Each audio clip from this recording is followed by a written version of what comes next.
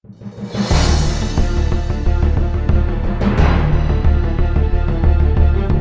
धड़ा 15-20 पुलिस घुसे अंदर। घुसने में बच्ची को से ढकले, मेरे को ढका, कहा है मैं बता तुम्हारा बच्चा कहाँ है, बता बोले रात में चेक जगह नहीं, बच्चे को लग गया घर में से उठा को, और हमारे बच्चे नहीं है वह कल हमारे आदमी सो गए, तो उनको पकड़ो काला पकड़ो घिसड़ने से लेको गए हमारे आदमी को भी।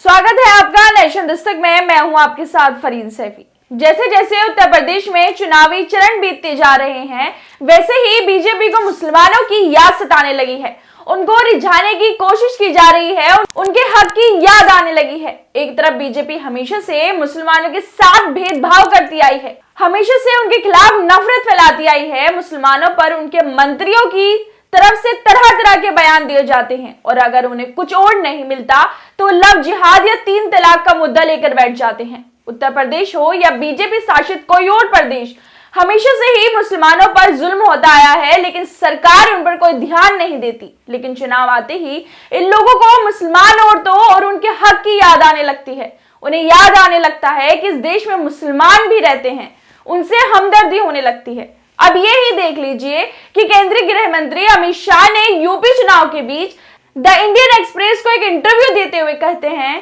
कि योगी सरकार ने प्रदेश में बहुत काम करवाया है और उनके काम की जमकर तारीफ की। साथ ही उन्होंने कहा कि 2024 में भाजपा को सत्ता में लाने के लिए बीजेपी का यूपी जीतना बहुत जरूरी है। वो आगे कहते हैं कि सबका साथ सबका विकास कोई राजनीतिक नारा नहीं है, ये सरकार की नीति है। ये विफल हो जाती यदि एक मुस्लिम परिवार जो मुफ्त राशन पाने का हकदार है उसे नहीं मिलता, अगर उसे मुफ्त गैस कनेक्शन नहीं मिलता है, अगर उसे पात्र होने के बावजूद आवास योजना के तहत घर नहीं मिलता है। ये विफल हो जाता है यदि एक हिंदू आवासीय इलाके को बिजली कनेक्शन मिलता है और मुस्लिम परिवार को नहीं मिलता। अगर ऐसा होता है तो ये नारा खोखला हो जाता है। मतलब आप साफ देख सकते हैं कि किस तरह से गृह मंत्री को मुसलमानों से हमदर्दी हो रही है, उनके विकास की बात कर रहे हैं।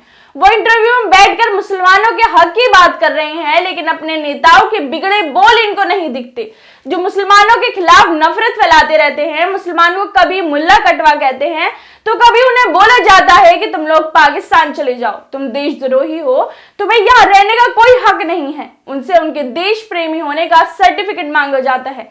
कभी कहा जाता है कि मुसलमानों को इस देश में रहने का कोई हक नहीं है, उनसे सारे अधिकार छीन लिए जाने चाहिए। लेकिन ऐसी बात करने वाले लोगों पर कोई कार्रवाई नहीं होती।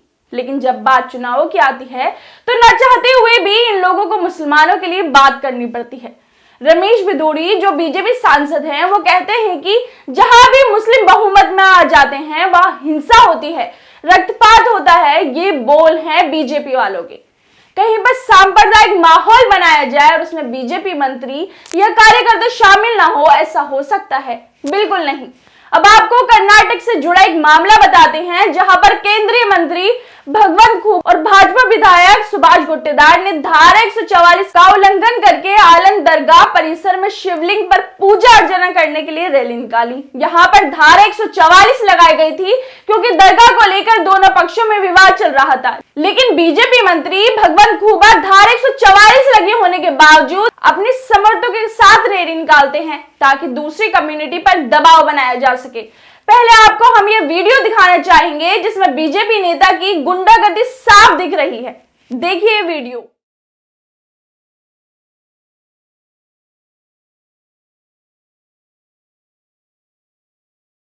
किस तरह से धारा 144 लगने के बावजूद बीजेपी नेता विधायक सांप्रदायिक माहौल बना रहे हैं, लोगों पर दबाव बना रहे हैं। असल में ये पूरा मामला आलम दरगाह से जुड़ा है, जिसमें लोग शिवलिंग रखकर वहां पूजा अर्चना करना चाहते हैं।